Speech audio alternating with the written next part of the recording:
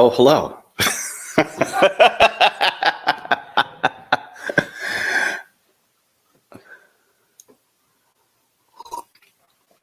We need to start doing the countdown thing. When I did the podcast, was it? Gosh, who was it? It was anyway. They had this very long thing, and it was like you flew through space, and there were like pyramids rising, and you really felt. No, it was not Foolish Fish. I know I can picture the guy, but I can't remember the name. But anyway, the point is you definitely felt like you had arrived somewhere when you started the streaming. So hello, welcome to Century Guild Salon. I have a small audience here. And then some people online. So tonight, Chandra had an idea that we would talk about some of the things that inspire me. And so what I was thinking about was, at different points in your life, different things inspire you in different ways. And I was thinking about this.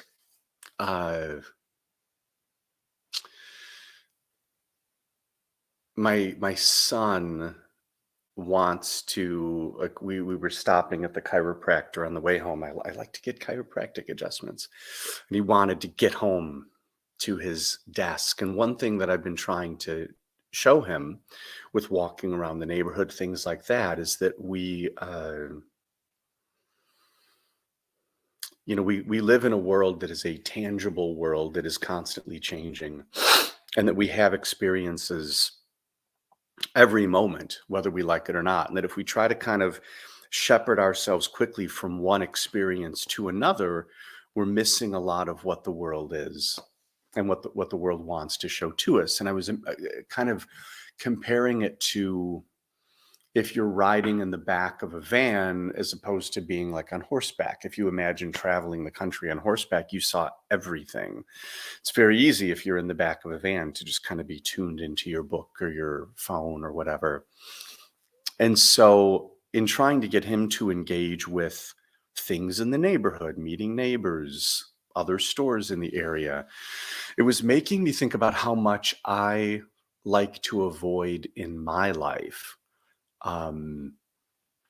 Flying, for example, I just kind of try to get through the flight as a if I could teleport, I would prefer that. And so I was just thinking about, as I was thinking about, for myself, the reminder, no, you should be in the moment. I should be looking at things like flying as well. How can this experience be interesting and educational and an observation of a different part of my world, even if it's just the interior of an airplane? And so when I think about when I remember being after my mom died, just kind of doing a lot of road trip stuff. And I remember stopping in this bookstore, and they had a postcard book of Toulouse-Lautrec posters. And I remember looking at these posters and thinking, these are ugly. Who would like this artist? And then seeing a Mucha book and saying, now that's great.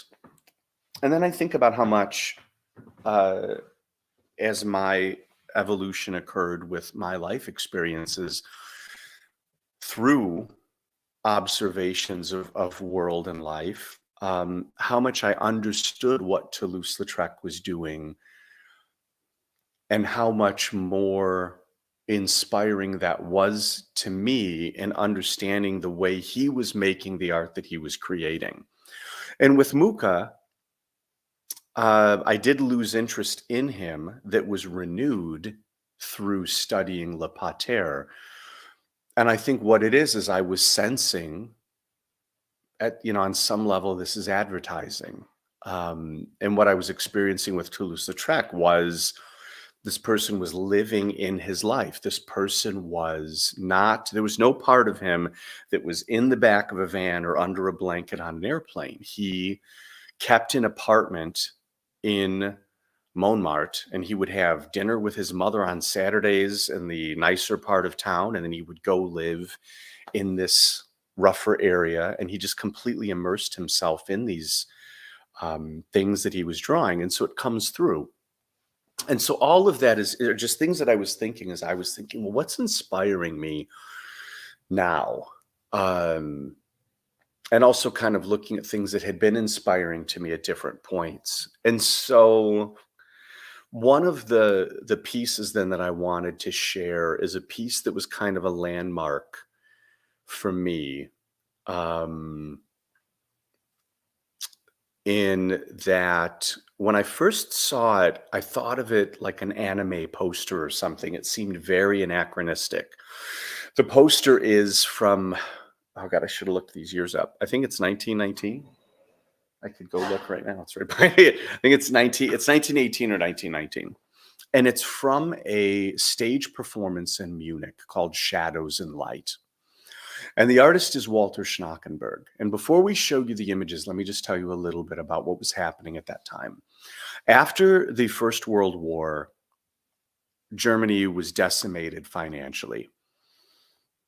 And you had a very tumultuous time where the black market became more prominent than any kind of above ground market. You had performances that were pushing the boundaries. It's kind of like when you think about people had been so hyper-stimulated by war that they needed things to be terrifying, excruciating, highly romantic, in order to kind of scratch that itch of the creative and artistic stimulation they were looking for. And so you had really horrific things happening on stage. And you also had things that were a lot of very spectacle-minded movies like Opium had lines around the block just because it was kind of a very sexy shock film. But so a lot of what was happening in Berlin was pretty dark. And then up in Munich, you had a little bit more traditional theater mindset, and especially in terms of the performers and in terms of the culture that was supporting the arts. And in that realm, this artist, Walter Schnackenberg, was doing a lot where they were merging ballet and theater in a way that was very unprecedented visually. And a lot of that had to do with expressionism. So when you're thinking about things like Cabinet of Dr. Caligari and the very distorted shapes and the idea that all of these artists had gone away to war, and while they were being shelled and people were being shot, the classical education that they had creatively wasn't working for their expression of feelings. And so they started doing these bolder shapes. They started doing things that were a little bit more aggressive. And so if we could, Chandra, could we pull up the Pathhagen, the Shadows and Light poster? So we'll start with, so this is the poster. And I remember when I first saw this, I thought, this looks like nothing that I would expect to be a century old. It seems so modern. It seems so sexy. It seems just creepy enough. And it reminded me a lot of like some crazy animated movie from Japan or something. And so Peter Poth and Maria Hagen were classically trained dancers who were working in Munich in the late teens. And if you could you pull up the picture of the two of them in the in that pose. And so this is a photograph of the two of them. Um, and you can see the crazy hair, you can see the very strange headdress of Peter Poth in the background. And then can you put the poster and the image side by side?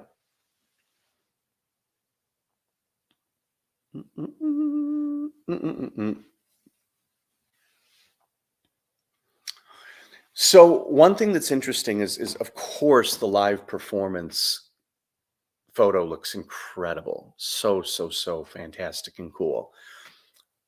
But I like the way that he added something. It is very Japanist. You've got the really flat figure in the background, the idea that it's kind of like the comic book character's Cloak and Dagger or something, where he's like this shroud enveloping her. And it was a variation, from what I understand. I don't know that this is actually verified, but a lot of people call this the Beauty and the Beast poster, because theoretically there was something in the performance that had elements of Beauty and the Beast. I haven't been able to verify that. But I could kind of see, where if it's a romantic ballet, that would be the case. But if you look at what the artist did, he added a new layer to it of romance, in the sense that she's glowing. He's completely amorphous in his shape. And so when I think about my love for movies like Cabaret, and I think about my fascination with the Weimar Republic, there are no artifacts that exist from the Cabaret era. Like, what are you going to have? There's no recordings, no video recordings. I mean, there's some audio recordings that had been made, but not anything, like certainly not from these kind of performances. And so the thing that I love about the large poster is that, could you focus on the comparison of the Peter Poth costume in the photo? Is that, when I think about what it would have been like to go to a show like this, I find it really inspiring to think about, there are movies like The Thing, where the creature wasn't looking right, and the answer was just that they turned the lights down on everything. And how much magic there is in that theatrical sense of thinking just about what imagination can do. And can you switch to the one of Maria Hagen? That's the same kind of comparison. And so when you're thinking about how creepy that costume was, I'm certain that it was magnified by what you didn't see. And so the use of lighting to direct your attention, almost like a magician would, and then to use shadows to create mystery.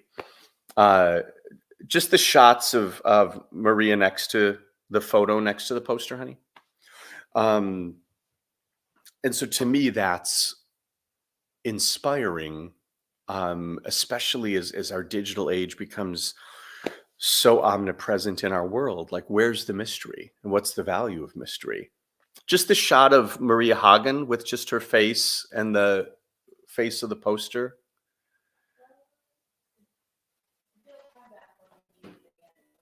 Let me, sorry guys, I'll look up maybe.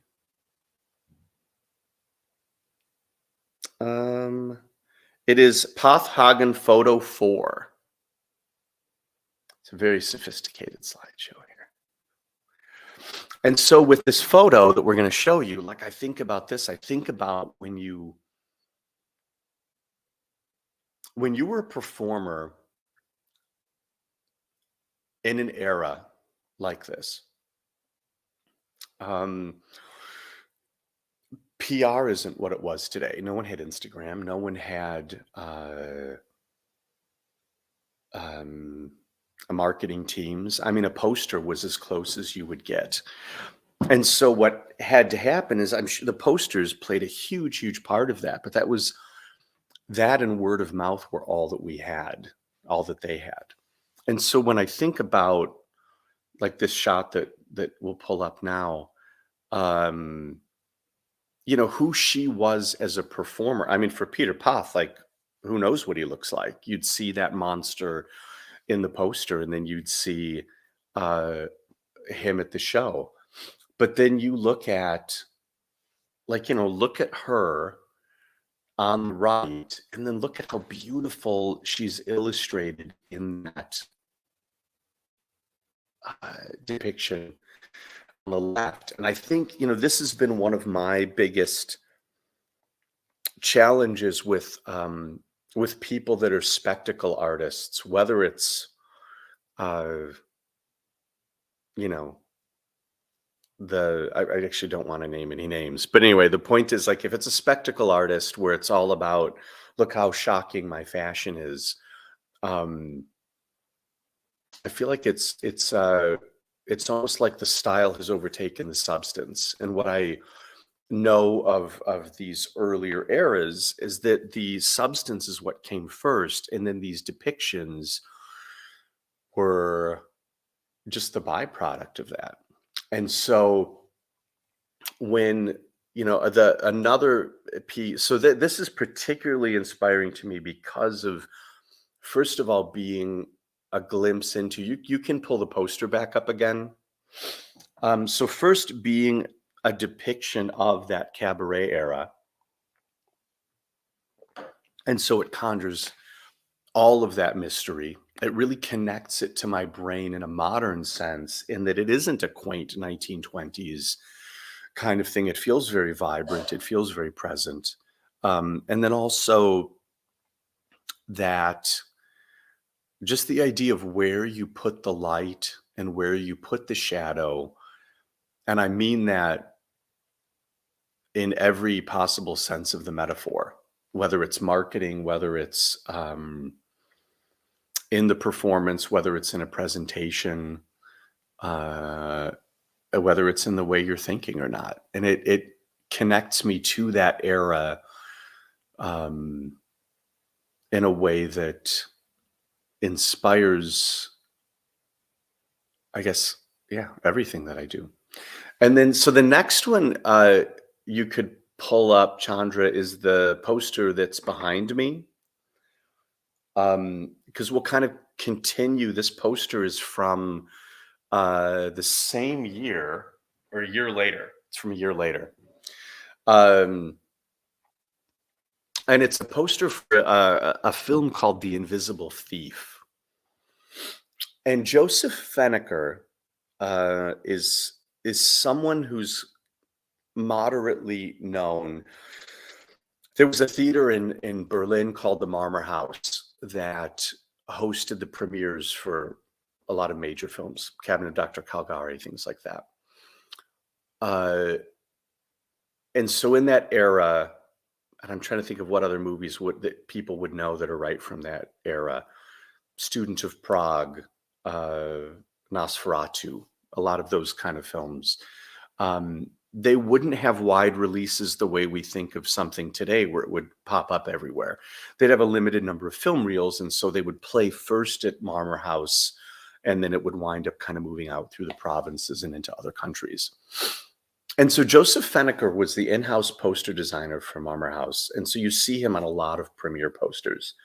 And if you pull up the one with the haunted castle and then the American Dance of Death poster. And so a lot of people have heard the name because of this misattributed poster. And so what Joseph Fenneker did is he really played into this expressionist style that we're talking about. So if you look at the woman on the left there, this is for a Murnau film called Haunted Castle. And you look at the poster on the right, and everyone will say, oh, wait, I've seen that image before. For some reason, someone said it was Fenneker. It's visibly not if you look at the work. But if you look at the style that they were copying, there's a poster. I mean, here, actually really funny. I didn't put an image of it, but let's see if this will show up on camera. This skull kind of looks like, the skull in the poster. So will you switch it to the image that's with the German Dance of Death? So this is why people have misattributed it, is because this skull that's in this poster I'm holding up looks a lot like these skulls in there. And also, this is the original German release of the Dance of Death. So someone was clearly inspired by him. But it's so much more Americanized and so much more proper in its sense of line. Like the woman and the skeleton in that image on the right looks so much more like a body. And then you start to, in this Totentanz poster, get a little bit less so. And then now could you pull up the Invisible Thief again? And so in the Invisible Thief, you see these distortions pulled so, and it's behind me here as well. It's so inhuman, and it's the extension of the expressionism that I was talking about with the Shadows and Light poster for the Munich performance by Pathenhagen. And so what is this movie about? They're never as good as the poster. This is a detective film, and the people who worked on it are all people who are pretty lost to history. If you find any websites on them, they're in German. They made films that were popular, but I think ultimately marginal in a historical sense, as far as they were very traditional and not pushing the boundaries in the way the artwork for the poster is. So what's more important, it's not like when people look at a lot of movie posters, what they're doing is they're connecting with their memory of the film. And the poster might not be great, but what they're reacting to is, oh, I remember this scene and I love this actor. And I'm kind of the opposite in that I'm more attracted to the work of the designer or the artist. I mean, the movie is its own thing. And it's kind of like, I guess, having like a sweater with holes in it, but you wore it on a really great date that you had when you were 19. And so you wear it for the rest of your life. And people are like, why are you wearing this sweater that smells? And it's like, oh, because I have a good memory, instead of just getting a nice sweater. And so the posters that are really powerful stand on their own, and you don't have to have like a sense memory of the film. And so in this case, if you look at the crazy exotic speed racer dynamic of that 1920s automobile, and remember, cars were a new invention at this point. It was only in the 2 decades prior that all of what we think of as automobile culture was coming to life. So that's relatively new. And if you look at the shadows that are on him, like, why is the night yellow? Why is his silhouette this very peculiar metallic teal blue? They're all design choices, and they're all things that create a sense of a disconcerting nature to the image that I feel conveys so much more than the movie possibly could. It's not, we know from history, it's not a movie like Caligari or Nosferatu or something that was revolutionary. And so the thing that I like about this and why I find this inspirational is that, to me, this connects me with movies like Der Strasse, and you think of the German street films, and you think about the ways that they were trying to convey what life would have been like in Germany in this period. And so when I think about the literature that I've read about the Weimar Republic, because this is another Weimar Republic artwork, I think that with the Pathenhagen, it is about, the title is Shadows and Light, and that poster inspires me because of how modern it feels while being a century old. And so there's a timelessness in that arc. And then there's also that, when you think of opera or ballet, just the concept of shadows and light, and I don't mean the eternal conflict, I mean kind of in that magician way. Uh, and then with this, the difference is this really connects me to the idea of people. The fact that this was a poster that was meant to appeal to the every person. This was the um I can't think of a comparable example because we have so many blockbusters now. This would have been, can you shut that door, please? This would have been the equivalent to like a TV show advertisement. And so the fact that it's so bizarre and so strange makes me think about what that culture would have been like. And when you look at culturally what was happening because of the poverty level in 1921, it had just plummeted. You would need a wheelbarrow of bills in order to get a loaf of bread. And so one of the things and this is kind of, I picked this one for this reason. The thing I've been thinking about a lot, because the poster's behind me here and I've had it next to the piano, and I've been looking at this part of it, thinking about this. If this is a street in Berlin in 1920, and that's a criminal, and there's a whole other, this is kind of where you take this iceberg and you pull it, like you invert it. There's a term called Lustmord, sexual murder. There were more crimes happening in 1919, 1920, 1921. There were more serial killers than at any other point in the century. It was a very, very violent time. The distance between wealth and poverty became incredibly vast. The middle class completely bottomed out. People couldn't feed themselves. It was just such a culturally, what's the word for the opposite of dynamic? It was just a very deflated time. But some of the best art came out of it. But I think about, I get this a lot when I listen to the band Suede. When you think about desperation and you think about the juxtaposition of beauty and desperation. And so, Chandra, could you pull up the detail of this? That's just the upper right corner. So the thing that I've been doing, and that happened one night, I was down here playing piano and I was looking, and I was just imagining, like, who lives in that apartment building? Like, what's the story of the person who lives in that top window? And I think about movies like Sunrise, which is a Murnau film. And I think about the poverty that those people were living in, and their view overlooking the streets. And I think about how, to someone like Fenneker, that's just part of the design. But, this isn't about, is it a great artwork? What was the artist thinking? This is about me and my inspiration, what inspires me.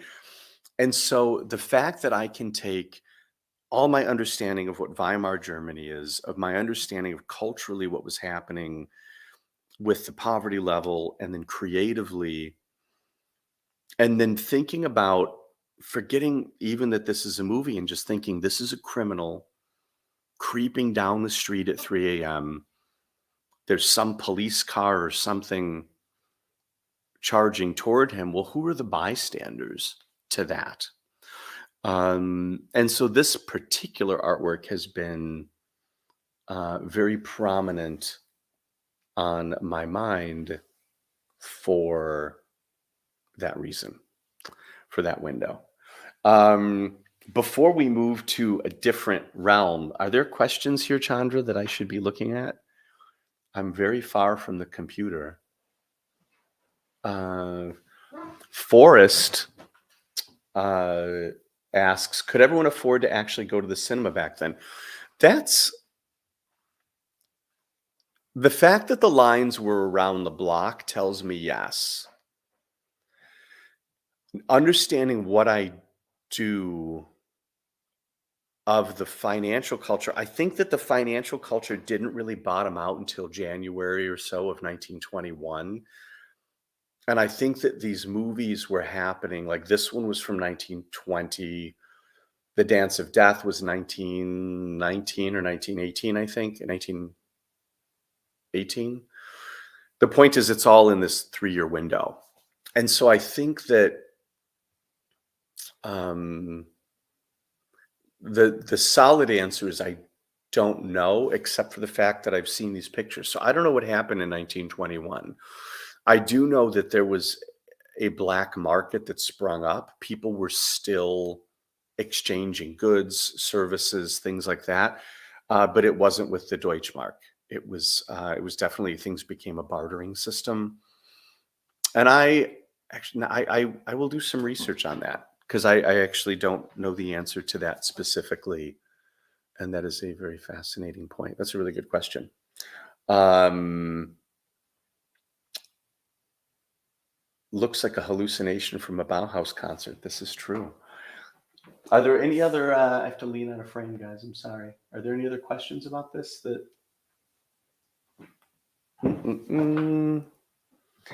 we lose so much of this as adults. When I was a kid, I knew every area of my block, what was under every bush, every rock. As an adult, I go past all that. I mean, I definitely am guilty of that. The other thing too is, when people talk about things culturally being so different, I don't even know if the neighborhoods exist the way they did 30 years ago, 40 years ago. And so one of the things I'm trying to focus on for myself, and then also conveying this to my son, is like I always want to meet my neighbors. I want to know what restaurants are in the neighborhood. And even if you don't live in an area with hip restaurants, which I certainly don't, I just think that that's maybe just speaking for me. I guess the thing is that I feel like it would be very easy for me to completely retreat into the idea that these other times were more interesting. I remember when I was in high school and I grew up in this working class neighborhood on the south side of Chicago, and I had this romance about, oh, it'd be so great to live in, you know, France in the 19th century. And then I started to understand that they didn't get to shower every day. And then all of a sudden I was like, all right, well, maybe indoor plumbing and air conditioning have some blessings. And so there's that saying, history doesn't repeat, it rhymes. And so I started getting way more interested in today and finding ways to then incorporate the elements I love into life. And a big part of that is trying to remember, like, yeah, when you're a kid, you do randomly wander into the corner of your yard, and what's the perspective like standing behind this tree? So I'm sure my neighbors think I'm weird if I'm standing out there literally behind a tree watching my house for an hour, but I don't know, I do weird stuff. Yes, antibiotics are very nice as well. Deshazia, there's a book called Movie Struck Girls that you should get. And it talks about the movie industry and the way that it started in the 1890s, and the way that they would have movie nights that were for women, because the pretext there was that they would be safer because it would be for women and it wouldn't be a bunch of drunk men. Because the way they showed movies, especially at the turn of the century, was not the way we think of it now. Things would be played in a bar. They would be in an alcohol environment with knife fights and things like that. And so by the 1920s, you did start to get the traditional movie theater. So yeah, I still don't know the answer to that question, but I just think if you're interested in the idea of kind of movie going history, that was one of the coolest books I read, just because every page was like, I'd never heard of this before. I'd never heard of this before. And I love when that happens. It's as another parent thing. I've tried to explain to them, I said, I love when I'm wrong. I love when I'm wrong because it means I just learned something. And I love that with books. I kind of hate if I get a book and I flip through it and I'm like, but I kind of knew all this already. So anyway, Movie Struck Girls was a really fascinating book because it was just all of this beautiful information about this thing that has become so ubiquitous in our culture that only 100 years ago was the what's the word? It was the not an event that respectable people would go to, I guess is what I could say. Is there anything else on here before I should move to Mr. Albert Damus? Night falls on the Berlin of the Roaring Twenties.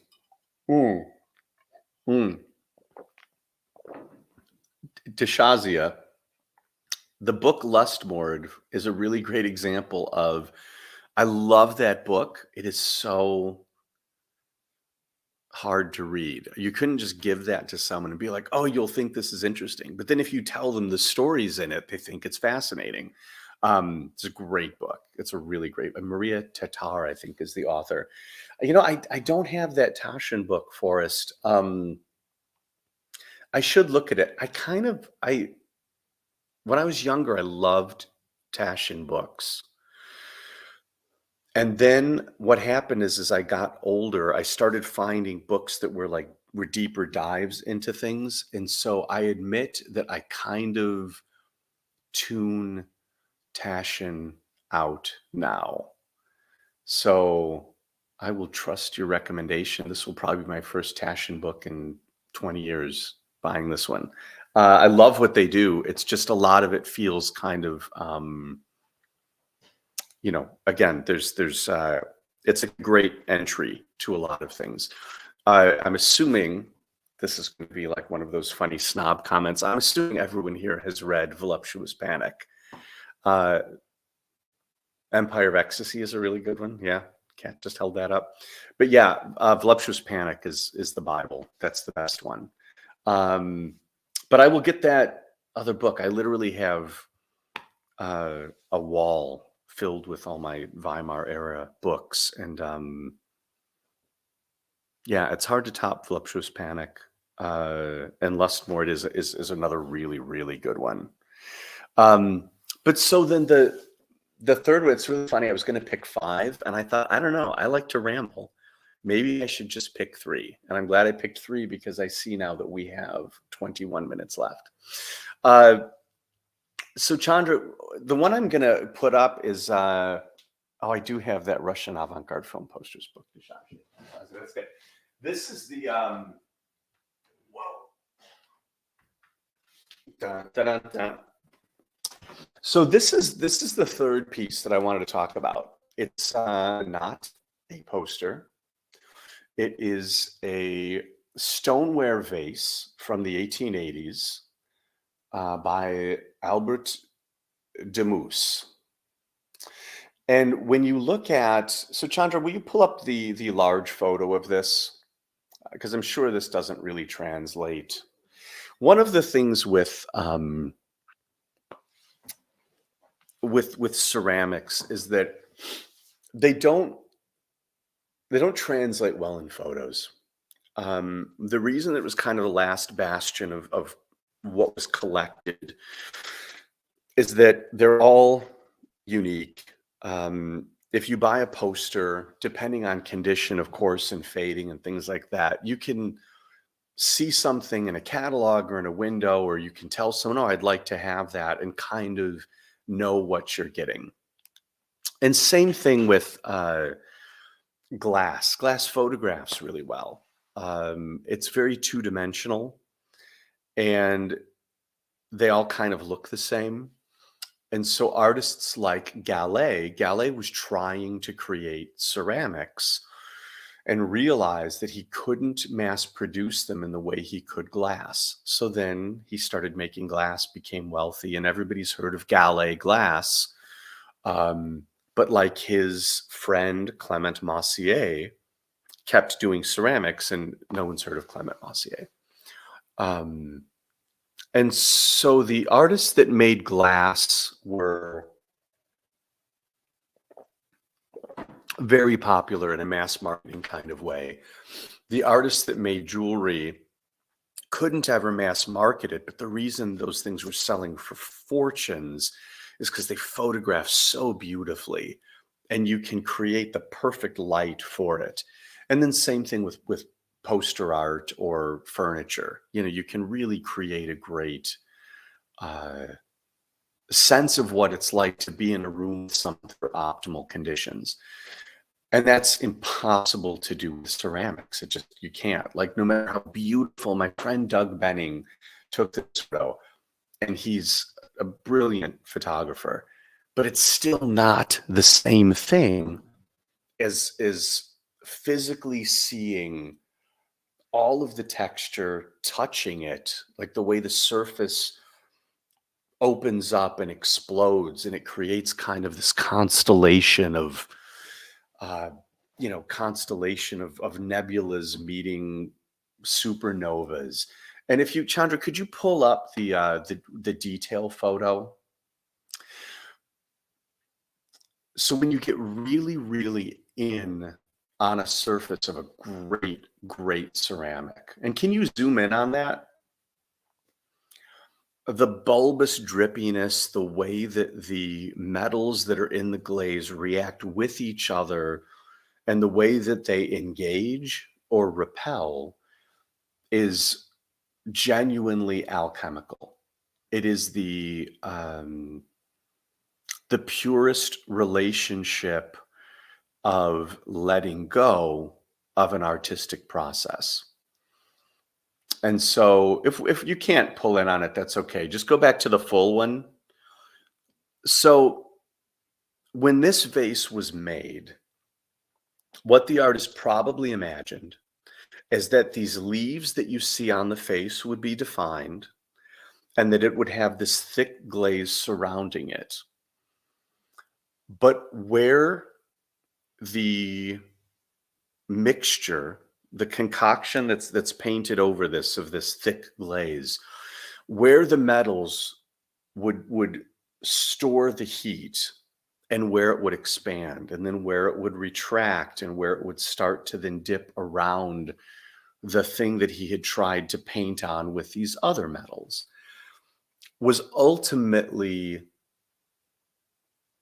only controllable to the degree of his mastery that let him prepare for chaos. And so when you look at something like a piece of Gallet glass, or if you look at American pottery like Gruby or something, the reason that all Gruby pottery, when you look at American arts and crafts pottery, the reason it's all just green is that's the end result of copper oxidation. And it's kind of like spray painting 20 jars. You're just covering it with copper oxide. You're putting it in the kiln. They're spaced appropriately. The heat is organized. They all come out and they all look the same. And so what the artisans who were making what we call studio pottery, meaning they weren't meant to be mass manufactured. These were things that would have been sold as a one-off. And if you read the book by Heisman's Labas down there, he talks about going to a shop and going in and seeing all of the beautiful ceramics. And the idea was that there was a decadence and a romance to ceramics that was recognized in that symbolist era, in that 19th century, that was like spending years of your life in front of an oil painting, that the mysteries that it held would not reveal themselves immediately, if ever, completely. I was thinking so much faster than I was talking.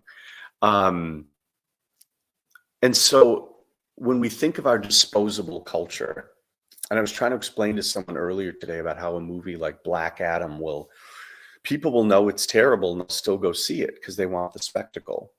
And we think about, like, why does bigger budget art get made? And it's like, because if it's a name people know, if and it's so rare for something that's really worthwhile on a metaphysical level to make it into a multiplex theater. And when we say something, oh, this was a great movie, we really are compromising a great majority of our ideals when we say that. Because the criteria is so different. We're basically saying, well, compared to the pablum that we normally absorb, this is at least a little bit left of center. But the channel is so narrow. And so the thing that I like about stoneware, and the reason why this piece in particular is inspiring to me, is that what it represents is a couple things. One is the idea that an artist would make something with the intention of it being extraordinary. And the fact that it couldn't be mass produced was not a part of his equation. And that's so contrary to the way we are now, which is like, you got to get your followers up. You got to make sure that, you've got enough eyes on what you do. And it's like, but what happens? Like, what do you make if no one's looking? It's kind of like if someone's an honest person or not. Well, okay, you're honest when someone's watching. What about when they're not? And so it's the same thing with art. Like, I remember Mark Knopfler, the guitar player from Dire Straits, saying he never carried a tape recorder. And the reason was, he said, if I'm sitting in the backyard under a tree and I'm playing a guitar riff and I think that's a perfect guitar riff, and I don't remember it, he said, it doesn't matter, because I'm not doing it for radio. I'm not doing it for my career. I'm doing it for my relationship with music. And I thought, oh my God, like, to be rich, to be able to say that. Because, what do? We're trying to grab everything that could be a good idea, because maybe this is like, because we live in that commerce. And I thought, there's something so pure about that. And I can't say sincerely that that's something I'm always in touch with.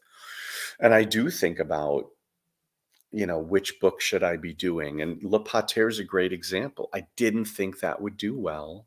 And it's been a real gift in my life, the people that I've met because of that book. And it's a reminder to me that that you should do what you believe in. I'm working on so many things now that have different parts of hooks of commerce in them, and people that I have to answer to for different things. And I also see on the other side where there are friends of mine that are artists that get very into the idea of screw anything that isn't art. And then their career and their life falls apart in different ways. And so I feel like it's such a balancing act, and that all the people that we think of as celebrities aren't doing it. Because if you know them as a celebrity, they're not doing this thing that I'm talking about. And maybe there are people that are watching things like this might know, but certainly not people that are going to star in a movie or anything like that, or have an award.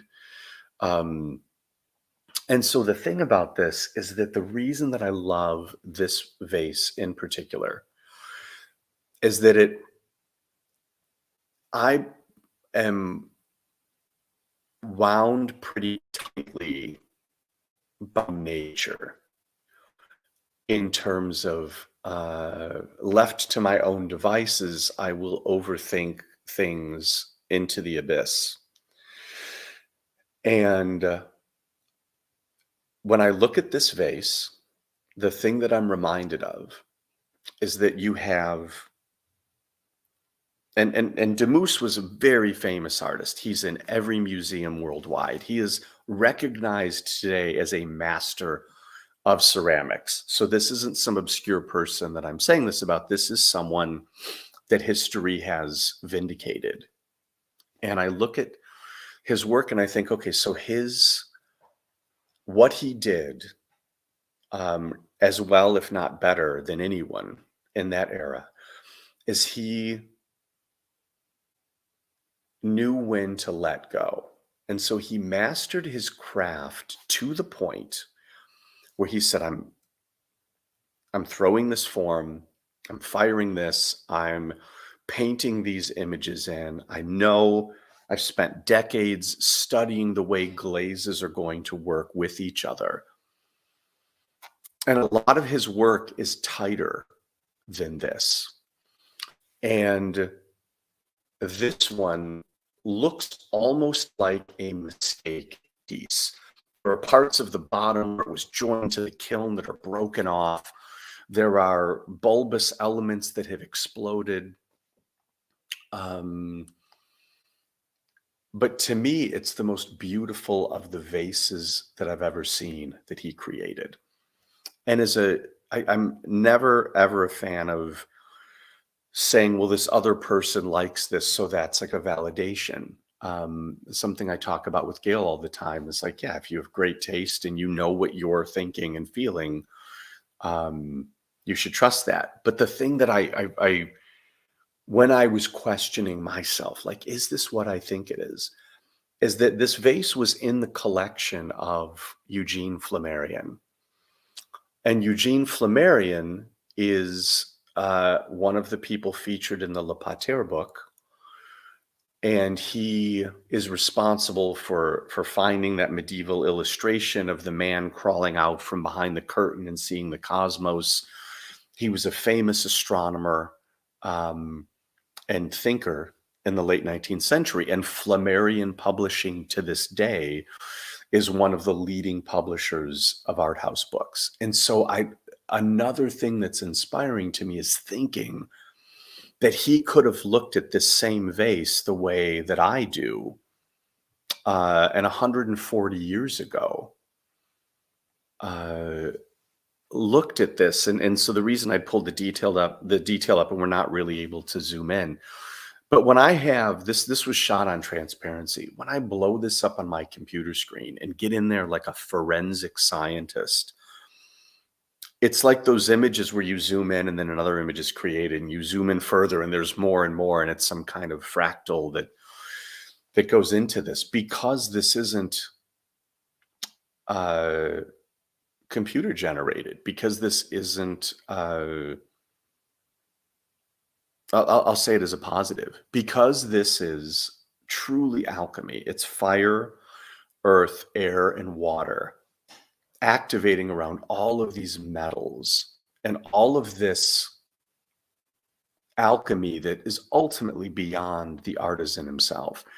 When you get in on a macro lens level to this piece, you could take any frame of it and it looks like it looks like the best abstract painting you've ever seen. And then you just move your pixels 4 inches. And again, completely different, but it looks like the best abstract painting you've ever seen. And there's galaxies in there, and it's a reminder of the idea, and this is a very Art Nouveau precept. I said earlier, history doesn't rhyme, but it repeats. Well, when you think about that, the golden mean and the idea that everything repeats and that the larger forms of nature repeat in the smaller, and the way things continue all the way down to a microscopic level.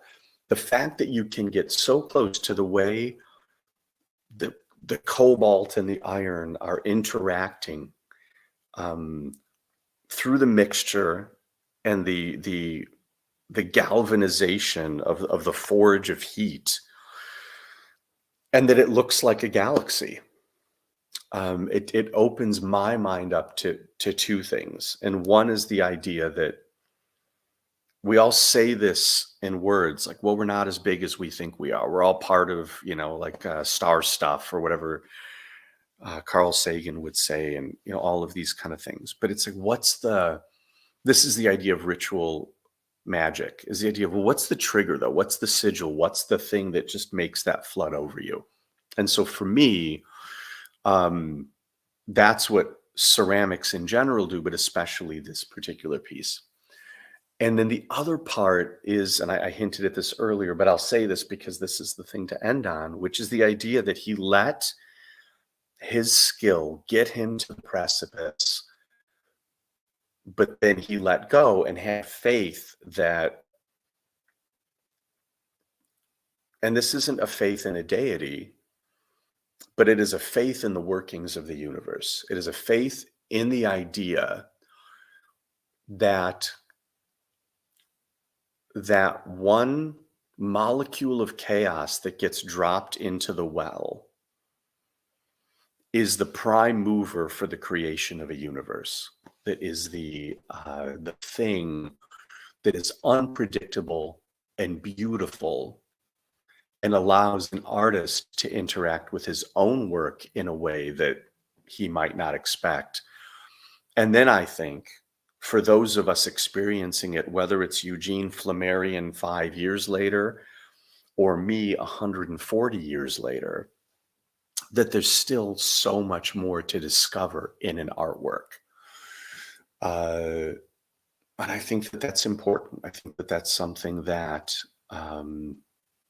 especially as our culture gets tighter and more enmeshed and everything becomes so mapped out and so digital, that the beauty of the chaos of nature is, I feel like I'm going to start talking like Dr. Ian Malcolm from Jurassic Park now. But that's where it is with that.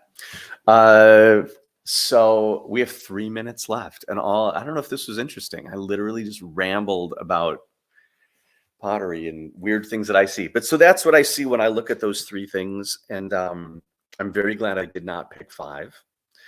And I do remember laughing, thinking, I'm not going to talk about these things for 20 minutes. But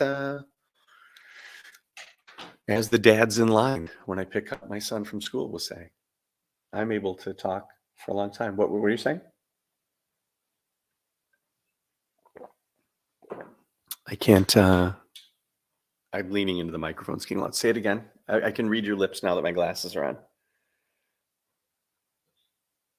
Ask questions. There's only 2 minutes left. This is the best salon so far. Fantastic. Thank you, Forrest. What are there questions that are in here?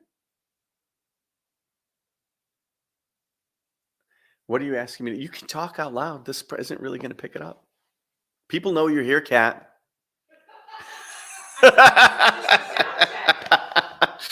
This is not a mystery. People know. They hear Chandra coughing in the other room. What were you going to say? I always like to remind people that they're encouraged to ask questions because sometimes it's a little. No, Kat, they were captivated. You're waxing poetic. I think they were captivated is what was going on here. But yes, of course. Yeah. I mean, always, like, you know, we're still kind of working this out, even a year later. But I don't have any of the passports here. The passports are ready. Will you grab one real quick? They're on the dining table. But so thank you for being here. We'll show you guys this passport real quick. The other thing is, so we're starting to try to build up the Patreon as part of this community building exercise. We closed the gallery right before the pandemic, really great timing. And one of the things that I enjoyed the most about the openings was when things would kind of shut down and there would be the people that stayed late, and there might be just a dozen people, but you know, you'd get to talk more about the art. When the room is packed with people, you can't talk about anything. And so, you know, most of you that are here are people that I know and like a lot and want to talk to. And so we're trying to figure out how to do that virtually. And so these salons, first Thursday of every month, are a way that we're doing that. And then as part of this initiative, we're doing these passports. And the prompt is, well, it won't focus. The prompt is think and read. Oh, this is Deshazia's right in front of me, actually. But so it's going to be a place, and we're making postage stamps for our books, and we're going to be sending those out. But so it's patreon.com/Thomas Negovan. The link is going to be beneath, I'm sure. Chandra will do that. But yeah, if you aren't doing that, I would encourage you to. It's just $1. It gets you everything. We're not doing it to make money. It's just, we're trying to figure out how to create this artistic community that we're all kind of romantically interested in. And it's so hard with social media because you're being run by algorithms and things like that. So if you are so inclined, please join there, and please be vocal in terms of what we could do that you would think would be interesting in terms of expanding some of these conversations. Is there anything else that I'm supposed to say? Book, shirts, and passports. The shirts should be here. I think Chandra just sent a thing. I think we should have them next week. Is there anything I'm supposed to say, Chandra? Just that the Live Pater Sigil t-shirts are starting to leave next week. Okay. Kind of said that. So there we are. I'm ahead of the game. So thank you guys for being here. And we will see you next month on Thursday.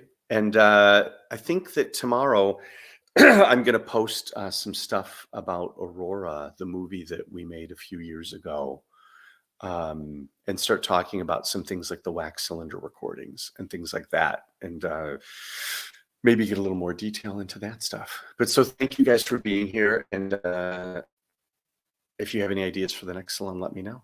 Otherwise, we'll make it up again. Let me know what you thought about this one. And that's it. Thank you guys so much for being here, and we'll see you next month.